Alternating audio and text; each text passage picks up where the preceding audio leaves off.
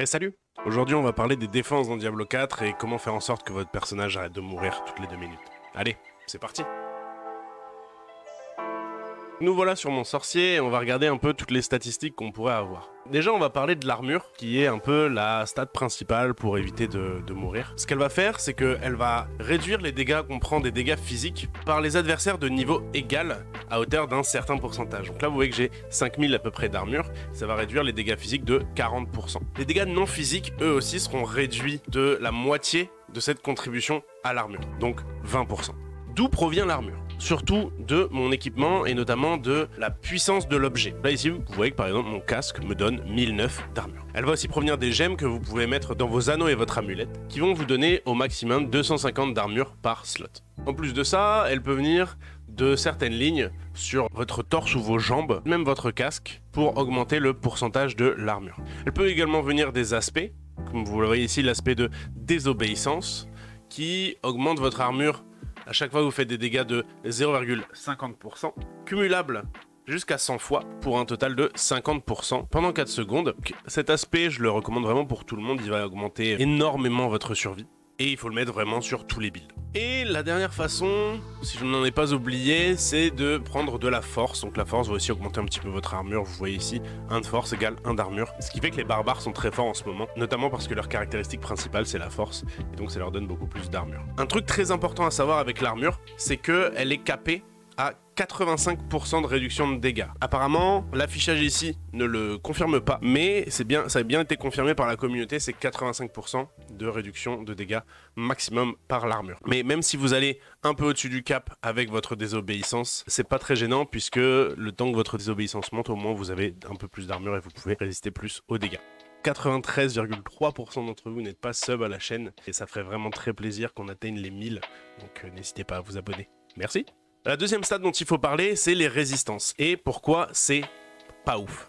Les résistances, c'est ce que vous pouvez voir sur ce casque par exemple. Résistance au feu, résistance au poison. Ces résistances ne sont vraiment pas des bonnes stats puisque on a ici en tourment, donc en difficulté de monde 4, les monstres ignorent 40% de vos résistances. Et donc elles ont encore 40% de value en moins. Donc un roll à 20%, et ben finalement ce roll ne sera qu'à 12%.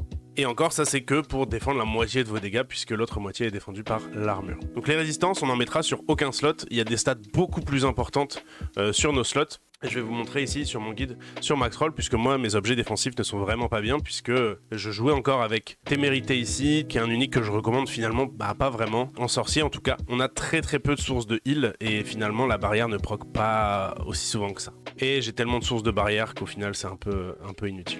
Et ensuite, l'habit de l'infini, qui est le torse un peu mandatory pour le speed farm sur le sorcier, qui fait que j'ai pas du tout de stats défensive sur mon torse, et c'est pour ça que je suis un peu fragile.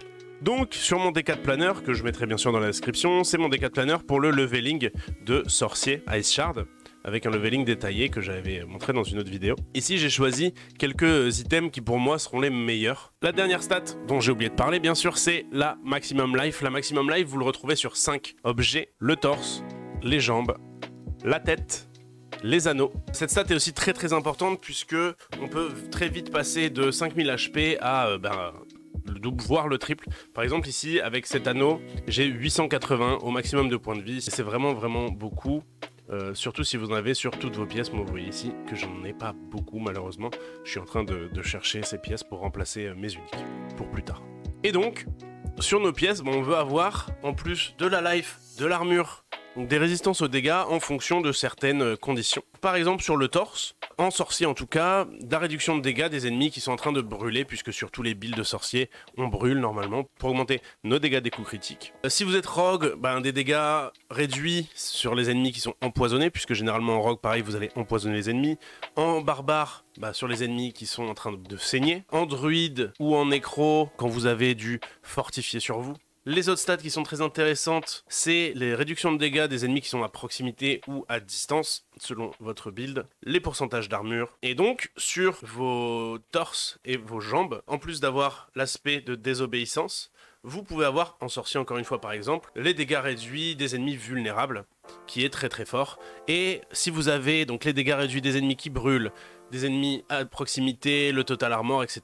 et la life, bah, votre item c'est comme s'il avait 5 aspects légendaires de tankiness en fait, qui vont vous rendre très très tanky. Donc tout ça c'est du feedback que j'ai récolté dans la vidéo de Woody Joe, très intéressant. Il rajoute aussi que plutôt que de mettre des gemmes de maximum life, donc les gemmes rouges, lui il conseille de mettre plutôt les 10% de réduction de dégâts quand vous avez une perte de contrôle. Donc les pertes de contrôle, c'est pas que les stuns, c'est pas que les freezes, c'est aussi les slows, les immobilisations des araignées par exemple quand elles vous mettent des toiles sous les pieds.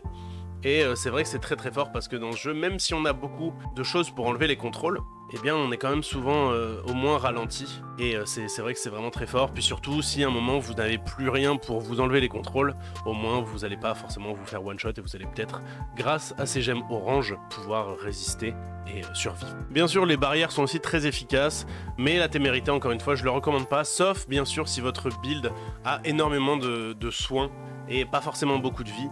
Dans ces cas-là, vous allez peut-être réussir à pouvoir faire fonctionner la témérité, mais en tout cas en sorcier, finalement, je ne le recommande plus. Et bien sûr, vous avez aussi dans vos arbres de compétences, certainement, en tout cas, je sais qu'en rogue, il y en a, donc bien sûr, en sorcier, on a tous des trucs en rapport avec la barrière.